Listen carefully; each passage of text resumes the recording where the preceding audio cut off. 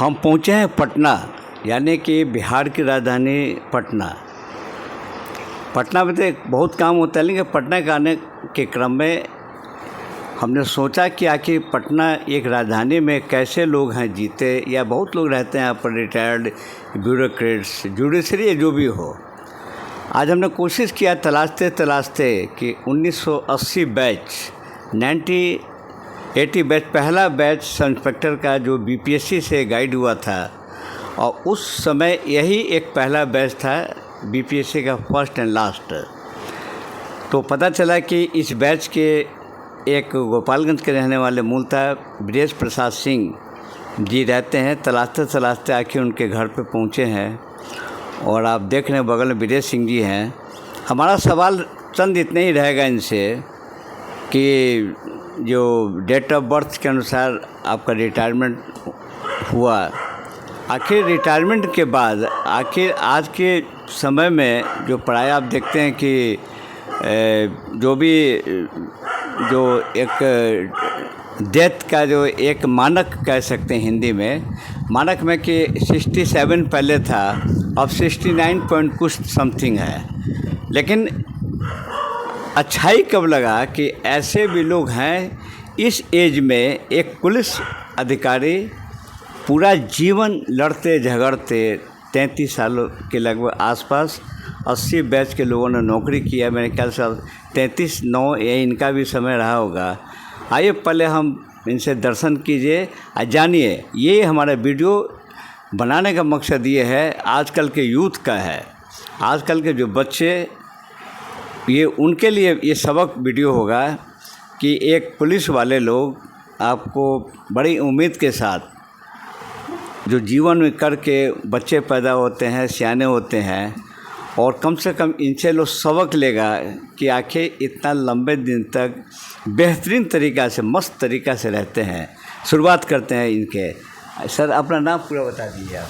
जी नमस्कार, आप सभी दर्शकों को आदाब, सलाम, प्रणाम। मेरा नाम ब्रजेश प्रसाद सिंह है। हम 1980 बैच की डायरेक्ट सब इंस्पेक्टर में बहाल हुए थे, और 1913 के 1 अक्टूबर से हम सेवा ग्रहण किए, निवृत्त हुए, और फिलहाल पटना में अपना घर बना करके रह रहे हैं। मेरा मूल ज़िला गोपालगंज है, जिसमें गांव भीमपुरवा, थाना मोहम्मदपुर, ज़िला गोपालगंज है, और मैं वर्तमान में अपने परिवार के साथ पटना की इंद्रपुरी मोहल्ला में मकान नंबर 6 में रह रहे हैं, रोड नंबर 8 है। अच्छा सर, 1913 में ये जो रिटायर्ड आपने किया, 13 में से अभी चल रहा 1925, 2025, जोड़ कितना साल हुआ लगभग जोड़ सकते हैं? 12 साल माने एक अवधि होता है। इस अवधि में जो इतने ताजगी के साथ आप आज भी युवा जैसे लगते हैं, आप कोई नहीं कहेगा कि आप लगता है, आज भी लगता है युवा जैसे आप। इसका कारण क्या, मैंने किस तरह का आपका भोजन पत्तर क्या, कुछ बताइए कि लोग जीने के लिए लोग ऐसा आपके तरीका लोग फॉलो करें आपको। जी बहुत बहुत धन्यवाद पूछने के लिए। मैं जब से रिटायर किया हूँ, नियमित सुबह और शाम टहलता हूँ।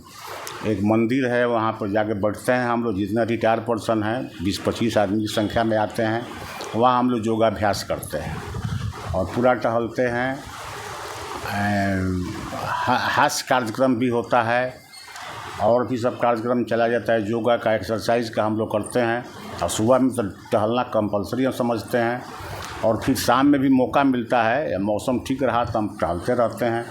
खान पान पर बढ़िया से ध्यान देते हैं, समय पर नाश्ता करते हैं, समय पर खाना खाते हैं, स्नान करते हैं, फिर आराम करते हैं, कभी टीवी देखते हैं, कभी पेपर पढ़ते हैं, कुछ लिखा पढ़ी भी करते रहते हैं। फिर बाल बच्चों के कैरियर पर ध्यान देते हैं, बाल बच्चों को पढ़ाई लिखाई पर ध्यान देते हैं, बच्चों को भविष्य संवारने में लगे हुए हैं, लेकिन अभी तक पूरी सफलता मिली नहीं है। हमको 7 बच्चे हैं, जिसमें 3 बच्चे बेटा है और 4 बेटियां हैं, जिसमें हमने 2 बेटी की शादी कर दिया है, तीसरे का ठीक किया है। अभी और सब लगे हुए हैं, सब इसी में व्यस्त हैं, और परिवार ठीक ठाक चल रहा है, कोई चीज़ का दिक्कत नहीं है, चलने फिरने में। एक बात कहना चाहेंगे, गोपालगंज के आप, गोपालगंज के लालू जी, आप में लालू जी में कंपटीशन था क्या? वो हम किसी से कम नहीं, वो भी 9 कितने बच्चे 9 9। चलिए अच्छा लगा। गोपालगंज ज़िले में लगता है लोगों की संख्या पहले ज़्यादा होती। चलिए एक अंतिम एक क्वेश्चन यही हमारा कि आपके आज के यूथ मोबाइल जो आप देखते होंगे हर आदमी के समय में, आपके समय में मोबाइल नहीं था, आपके समय कोई व्यवस्था नहीं थी, आपने बगैर मोबाइल का बगैर संचार का आपने पुलिसिंग किया 33 साल तक। उस समय भी अपराध हुआ करता था, उस समय भी गाड़ियों का भाव था, लेकिन आजकल सारी सुविधा होने के बावजूद भी, ये मोबाइल सब सुविधा होने के बावजूद, साइबर सेल होने के बावजूद भी ऐसा कौन सा कारण है कि क्राइम हो रहा है? इस पर अपना अनुभव बताइए, क्राइम हो क्यों रहा है के लिए? पहली बात ये है क्राइम नहीं रुकने का कि सरकार के द्वारा पुलिस प्रशासन को पूरा पावर नहीं दिया जा रहा है। दूसरी बात, आजकल के क्रिमिनल बहुत दबंग है, कहीं ना कहीं किसी न किसी दल से किसी बड़े आदमी के साथ अटैच रहते हैं, इसलिए उनको डर भय कम रखना है। किसी न किसी जाति से अटैच रहते हैं तो अपने अपने जाति के नेता को, पदाधिकारी को खोज कर लोग रखते हैं, जिसके वजह से क्राइम बढ़ता है।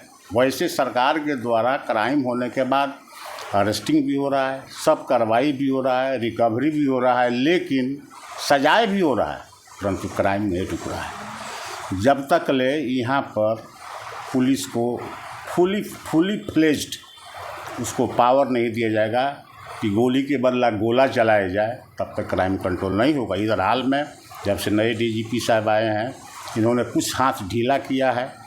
सुन रहा है पटना में भी इनकाउंटर हो रहा है, मुजफ्फरपुर में भी इनकाउंटर हुआ है, मोतिहारी में भी हुआ है, गोपालगंज में हुआ है, लेकिन समय लगेगा, उतने मन से भी नहीं हो रहा है। उस पर सबसे ज़्यादा ध्यान देगा। जब तक ले लंगड़ा कार्यक्रम नहीं चलेगा, लंगड़ा हाफ काउंटर नहीं होगा। अगर कोई गोली मारता है, हम गोली मारने में हमको नहीं चकना चाहिए, टीट फॉर टैट होना चाहिए, तभी हमारा क्राइम कंट्रोल होगा। कोई दिक्कत नहीं, सब कुछ ठीक है, लेकिन क्राइम कंट्रोल है, इसलिए सारा सोना का दुकान लुटाया गया, बैंक लुटाया गया, किसी के भी साथ थी मोबाइल छीन लेना, चेन छीनना तो आम बात है, लेकिन कुछ हो नहीं रहा है। एक अंतिम सवाल है कि जो प्रॉपर्टी संपत्ति, जैसे कि अगर अपराधी ने कमाया, जो बुलडोज़र लगा कर, बुलडोज़र बाबा उत्तर प्रदेश स्टाइल में, अगर ऐसी प्रक्रिया शुरू हो गई, जैसे कि आपको सिवान का बहुत बड़ा अपराधी है, ये कौन मुस्लिम है,